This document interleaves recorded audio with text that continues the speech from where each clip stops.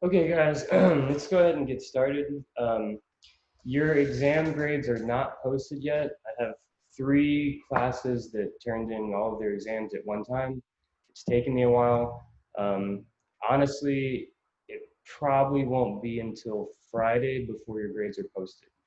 Okay, but I am working on it, so just be patient with me, and I'll get these grades posted as soon as I can.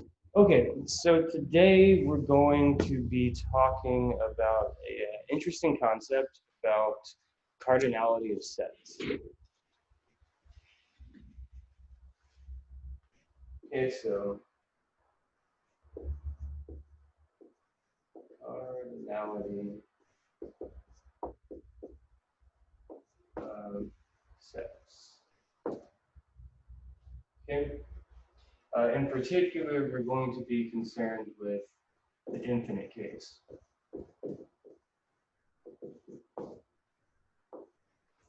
And how do we relate the sizes of sets, the cardinalities of sets, when the sets they contain infinite elements, right? So we need to start with the definition.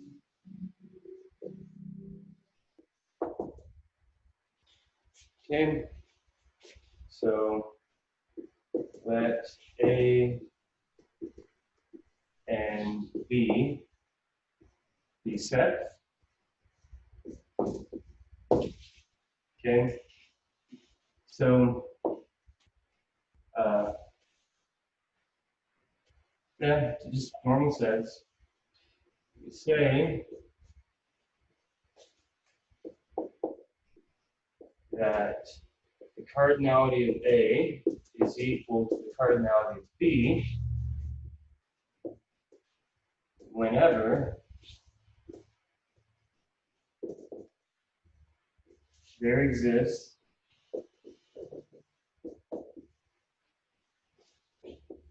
a bijection, or another way of saying this is, or one-to-one correspondence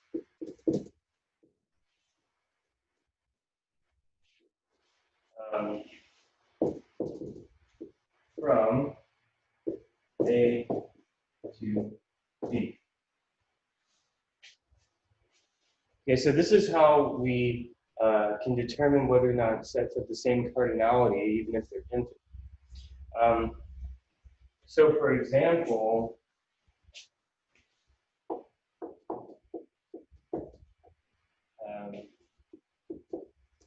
the set of odd positive integers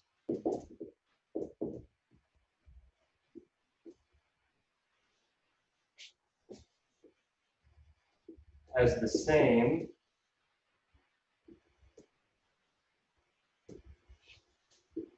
cardinality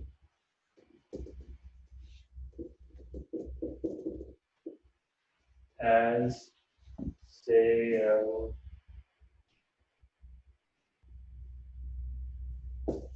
the naturals. Okay, so how can we show this? Well, proof, consider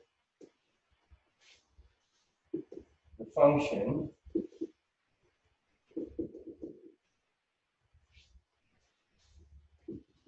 f of n equals to 2 times n plus 1, where the domain is taken to be the natural numbers. Okay? So, for example, if we show that this is a bijection from the naturals to the set of odd positive integers, then we're done. So, for example, we need to show that indeed this is one-to-one. So let's show that first. So if f of n is equal to f of m, then 2n plus 1 is equal to 2m plus 1, which means that 2n is equal to 2m, which is the same thing as saying n to m. So that's the definition of being injective or one-to-one. So this function is indeed injective. Next, we need to show that it's onto the set of odd positive integers. So next,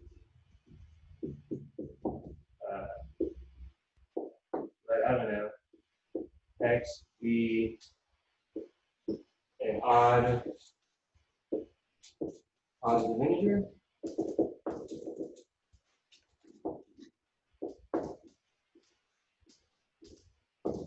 So if x is an odd positive integer, then by definition, there exists an integer k so that x is equal to twice that integer plus 1.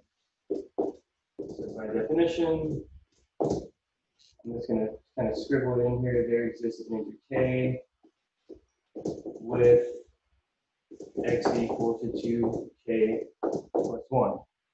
But 2k plus 1 is indeed equal to f of k, which means that if we pick some positive integer and we find that k, so twice of k plus 1 is equal to that odd positive integer, then if we plug that k into this f, we get x. So this is indeed a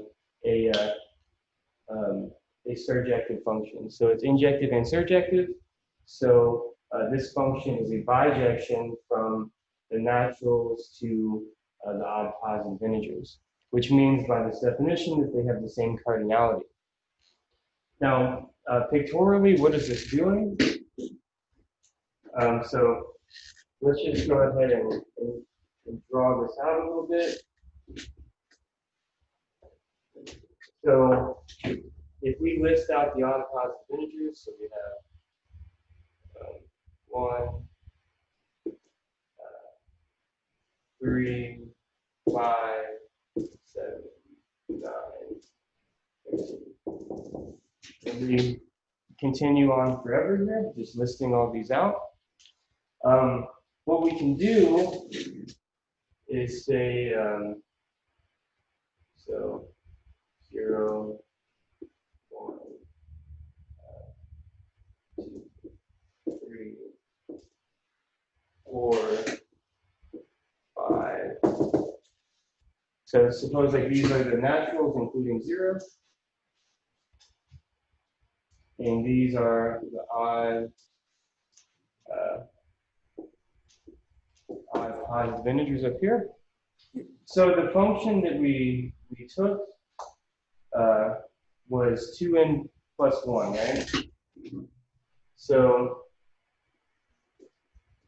if we do 2n plus 1, we see 2 times 0 plus 1, 2 times 1 plus 1, 2 times 2 plus 1, so forth and so on. So what we're doing is we're pairing these up in a one-to-one correspondence. There's a bijection that goes on forever. And if we just keep going down this list forever, this function will always pair up one natural with exactly one odd positive integer forever. Okay? So this is a way of saying that they have the same cardinality. As we go off to infinity, each of these is paired with exactly one of these. Okay? So there's a one-to-one correspondence, so they have the same cardinality. Okay.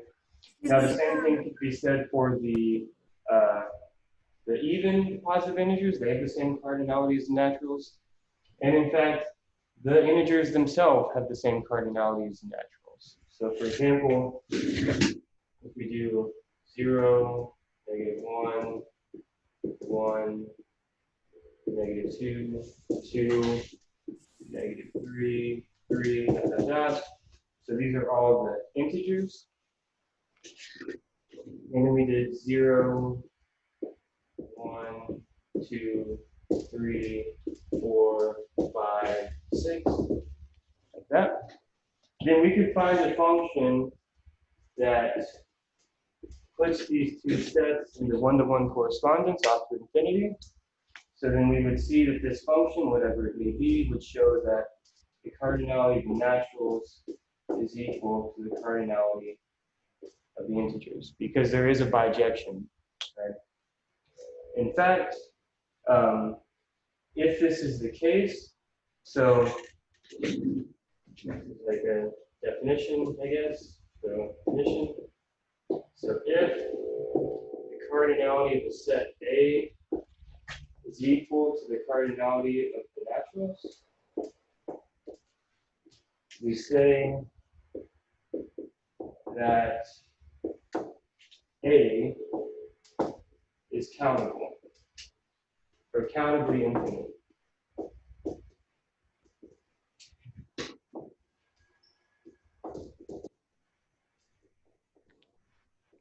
Okay.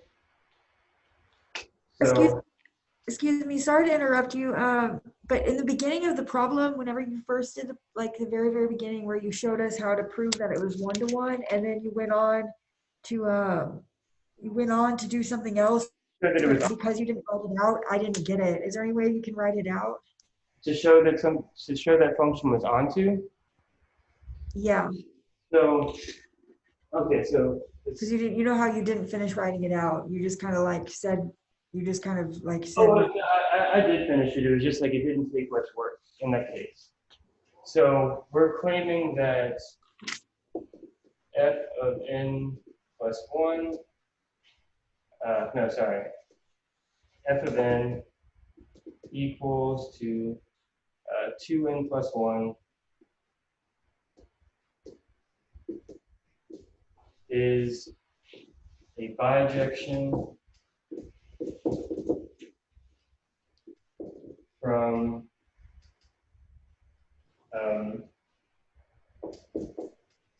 the naturals, including 0 in this case, natural numbers,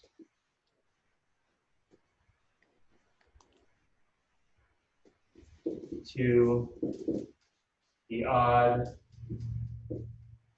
positive integers.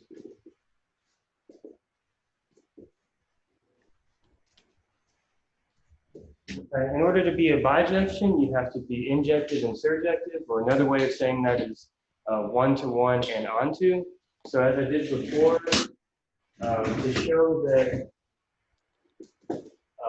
it's an injective function or one-to-one, we assume, so injective,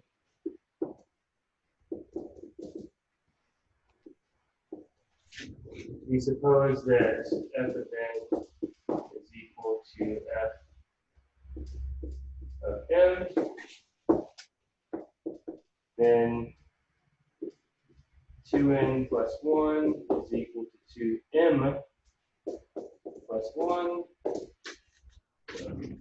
That implies that 2n is equal to m, which implies that n is equal to m. So that implies this. So that's the definition of being injective. So that function f is injective. And then the second part to show for it to be a bijection is that it's also surjective or onto. So in order to be onto, for everything in the codomain, there has to exist something that gets mapped to it. So pick an arbitrary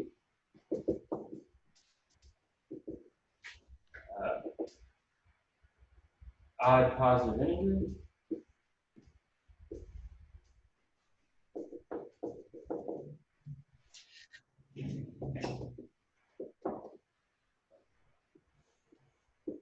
Say x. Okay. So this is just some odd positive integer. We have to find a natural number that gets mapped to it. So by definition, there exists an integer k. Now, since x was positive, we know that k is going to be a positive integer or a natural number. So by definition, there exists k with x equals to twice of k plus 1. But twice of k plus 1 is the same thing as saying f of k.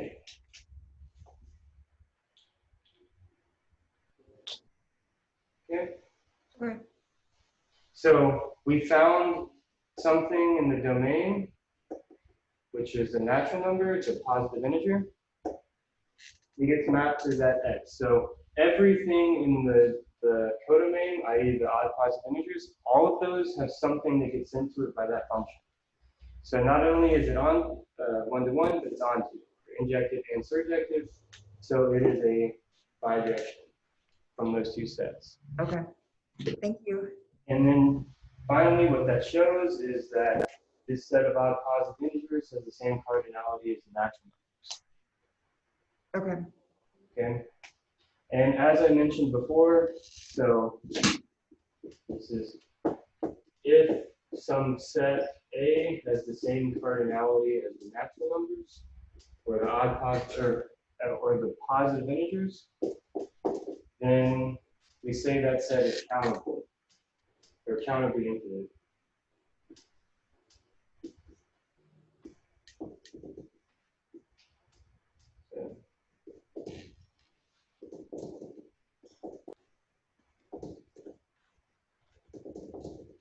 So that's what it means for a set to be countably infinite, that there exists a bijection from that set to the natural numbers or the positive integers.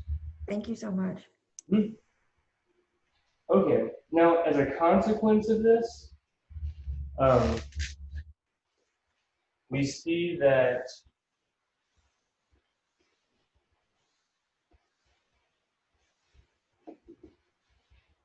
okay, so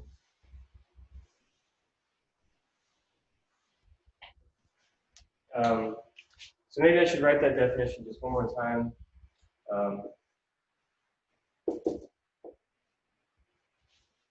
So this is a generalization of it, I suppose. So if the cardinality of the set A is less than infinity, or the cardinality of the set A is equal to the cardinality of the naturals, we say the set A is countable.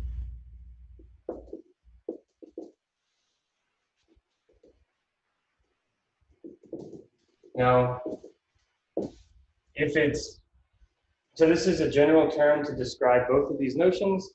However, more often than not, when you see that the set cardinality of the set A is equal to the cardinality of naturals, you'll say that countably infinite, or something like this. Okay. So as a consequence of having a one-to-one correspondence with the naturals, or the positive integers, it doesn't matter which set you choose.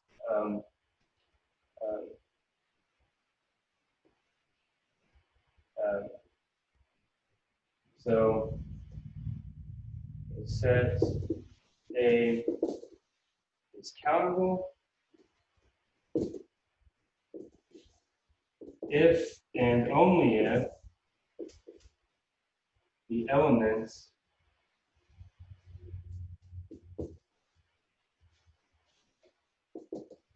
in A can be listed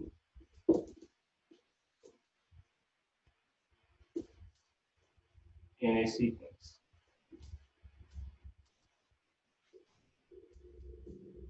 Or I should say countably infinite in this case. Countably, because sequences are going to be infinite.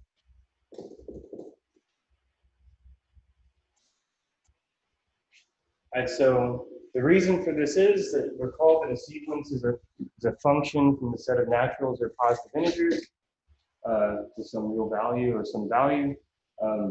So basically what this is saying is that like you can assign the elements of A in a sequence that will list out all of the the elements in there. All right, so countably infinite if that's the case. Okay? So this is a useful concept to grasp when thinking about countably infinite sets. If it is countably infinite, countably infinite, then you can list everything in that set in a sequence, and vice versa. If you have a sequence of elements, then that sequence is going to be countably infinite. So what this says is you can draw a picture to get a sense of whether or not something is countably infinite. So let's keep that in mind.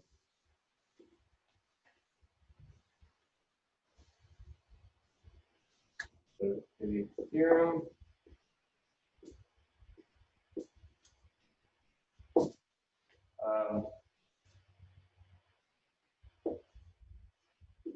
The set of rational numbers is countable.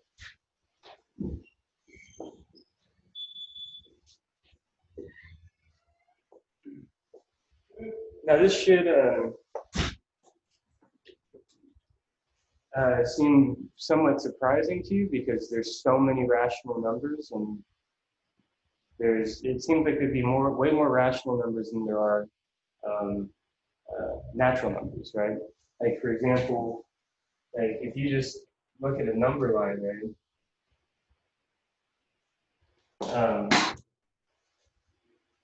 You look at like 0, 1, 2, right?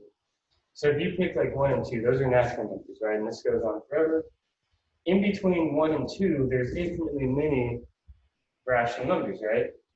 In between 0 and 1, there's infinitely many rational numbers. For example, like 1/2 is rational, 1/4 is rational, 1/8 is rational, right? 3/4 is rational.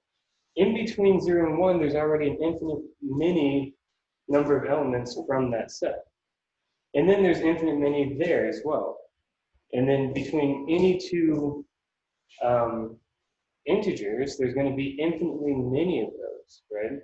So why would it be the case that that has the same cardinality as the integers? Well, the idea is something like this, just like a proof idea.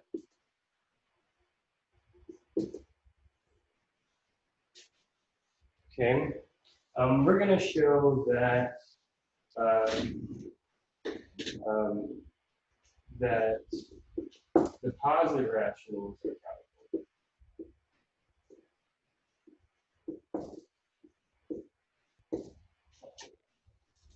Okay. So the idea looks something like this. So we're going to make a list.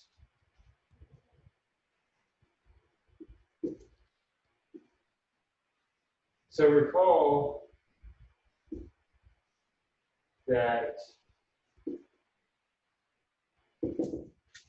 this list here, right, we can clearly see that this is going to get every positive rational number with a 1 in the numerator, right? Next would be 1/5, 1/6, so forth and so on, right? This sequence would contain every positive rational number with a 1 in the numerator. So then this sequence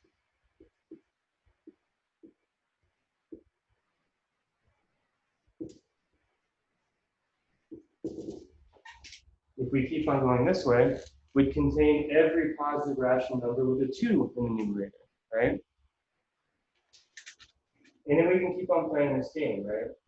3/1, 3/2, 3/3, 3/4, so forth and so on. This would have every positive rational number with a 3 in the numerator.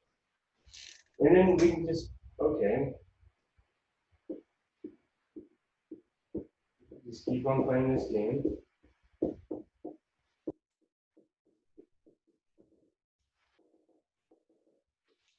Okay. And now, if we look on the columns now, this column is going to contain every positive rational number with a 1 in the denominator. Every positive rational number with a 2 in the denominator is the second column. Every positive rational number with a 3 in the denominator, third column, so forth and so on. So we see that this grid that we're going to make is going to contain every possible positive rational number. Now, this isn't a sequence, but it's a collection of sequences, right? If we can turn this into one single sequence, then, as I wrote before, a set is countable if and only if it can be written as a sequence. Well, if we grab this term here, and then grab that term there, and then grab that term there, and then grab this term there, and then come back up. Now notice that 2 over 2 is going to be the same thing as 1, so we can kind of skip through that. Grab that one there. Grab a fourth. Grab 2/3. Grab 3/2. Grab a fourth. So starting here, this would be like A1, A2, A3, A4, A5 right here, A6, A7. You see what we're doing? A8, A9. And if we pull this string straight, right, we have a sequence A1, A2, A3, A4, dot, dot, dot. And if we keep on going along the diagonal forever, we're creating a sequence. And this sequence shows that this grid is going to consist of a countable number of elements because we're going to be able to write it as a sequence. Again, I can't emphasize this enough. You are countable if and only if you can be written as a sequence. And this is going to define a sequence. Now, the details behind writing the explicit function that makes this sequence, we don't need to look at right now. There might be a homework problem. But this, at least like the picture shows that we're getting every single element and then we can write it as a single sequence, which means that that set is countable. The same idea can be shown, so the same idea shows the negative rationals are countable.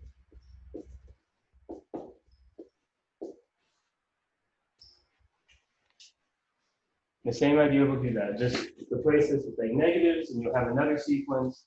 But then if you have the two sets are countable, then their union is going to be countable.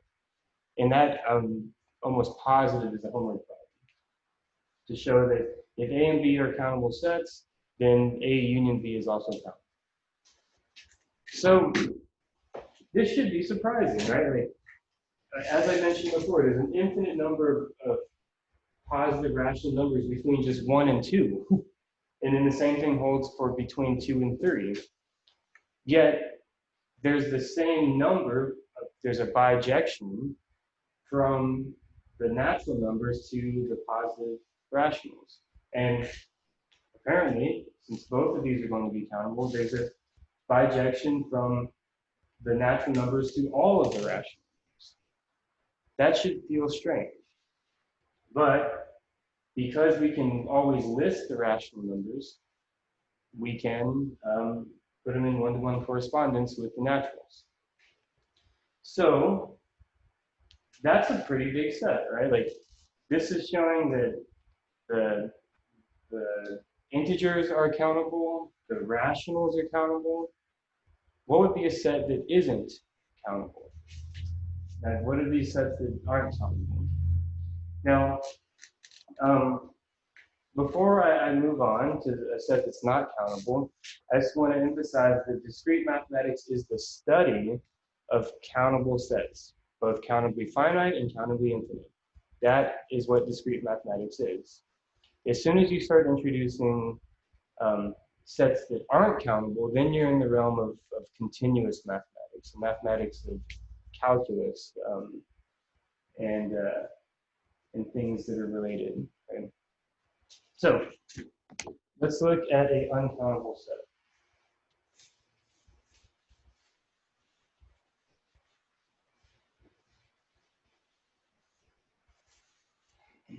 So theorem, the real numbers are uncountable.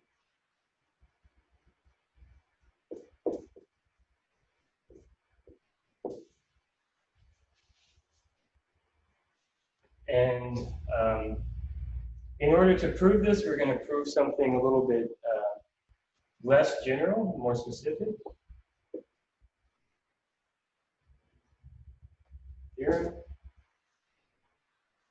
We're going to show that the interval between 0 and 1 is uncountable.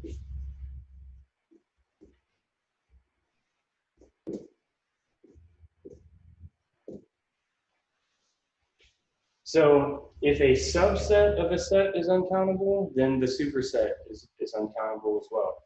So it suffices to prove this theorem in order to prove the bigger theorem. Yeah.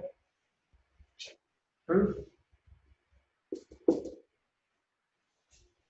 So we're going to do this by way of contradiction, which is often the case when dealing with uncountable, irrational type of things.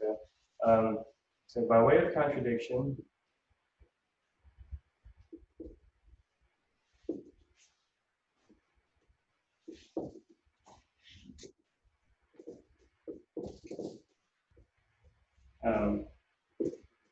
suppose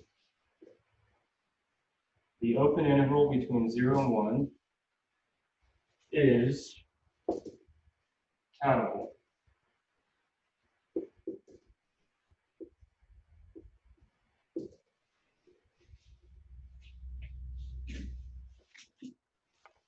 Okay? So if it's countable,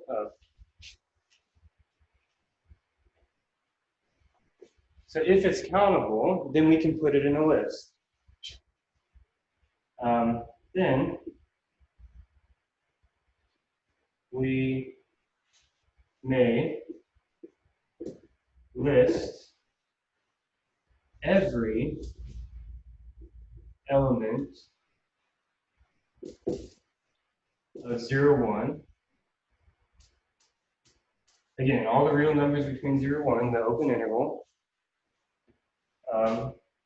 with the following list. So we'll say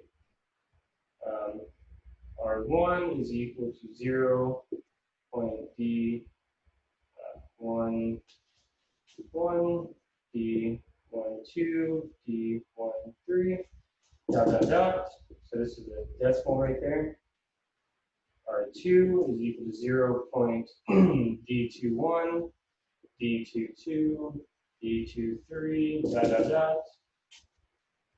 R3 is equal to 0 point D31, D32, D33, dot, dot, dot, dot, dot, dot. Okay, so these are the decimal expansions. So here, Dij is an element of the set 0, 1, 2, 3, 4, 5, 6, 7, 8, and 9. So, for example, like if R1 was a fourth, then it would be, so like, for example, like if R1 was 1/4, that's in the interval between 0 and 1, then this would be equal to 0.25000 off forever, right? So then D11 would equal 2, and then D12 would equal 5. D11, D12, 0.25, 0, 0, 0, the rest of them are zeros. Okay? So every number in the interval 0, 1 has a unique decimal expansion. So if we're going to list out all of the elements in that interval, then they're each going to have a three decimal expansion, where the entries in the expansion are just the digits between 0 and 9. So we're assuming that this set is countable, so we're going to list them all out, and we're going to note that each one of those numbers in that interval has a decimal expansion like this. And these are just ways of writing it, where the first index is the number, the ith entry, and the second entry is the jth number in the decimal expansion. Okay, so next, define the number r equals to 0.d1, d2, d3. So this is another decimal number.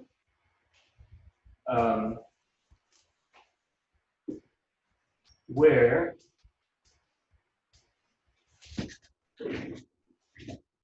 EI is equal to 4. And you can pick any combination of numbers really, but let's just use 4 if DII is not equal to 4, and 5 if DII is equal to 4. Okay, so what are we doing here?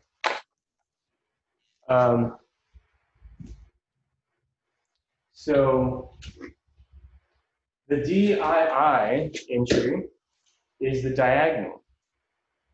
So there's D11, there's D22, there's D33, D44 would be right there. Okay, so what we're doing is we're taking this list of numbers and we're constructing a number R based off of that list. Now,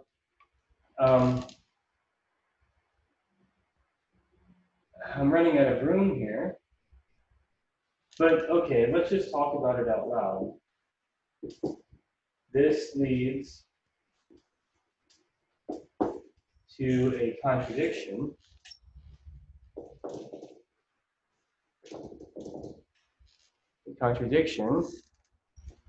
Since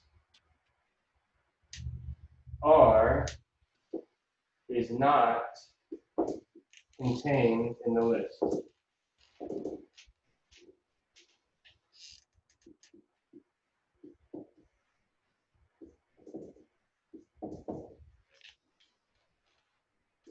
There's some more words that I put in there, but that's basically the idea. So what's happening here?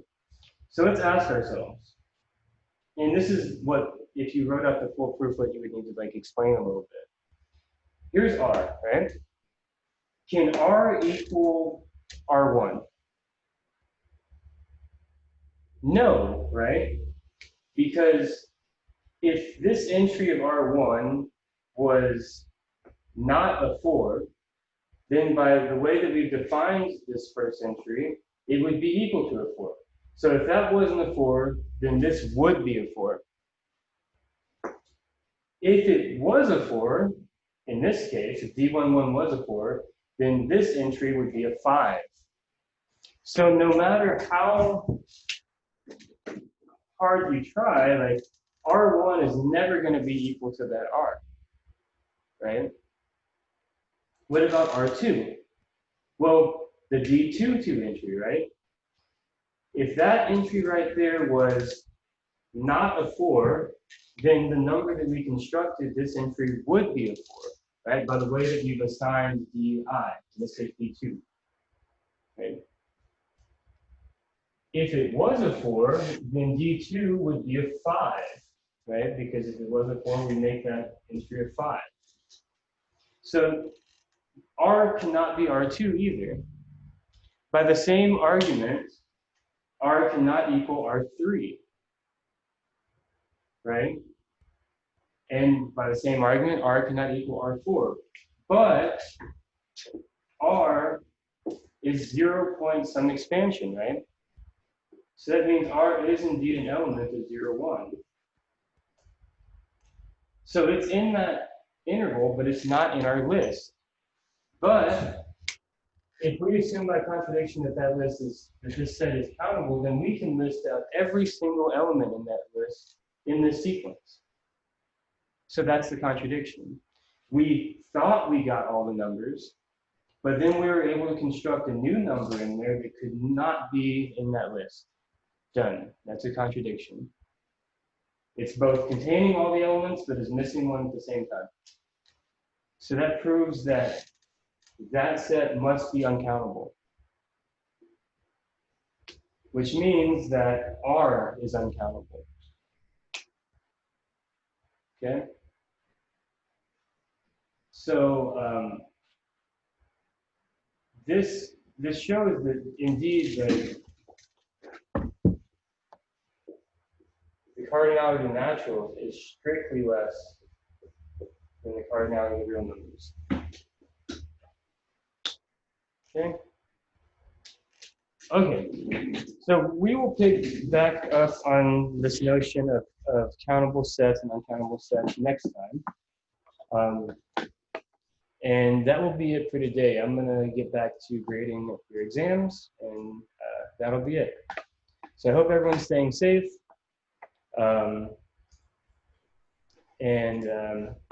We will meet again on Wednesday. All right. Thank you.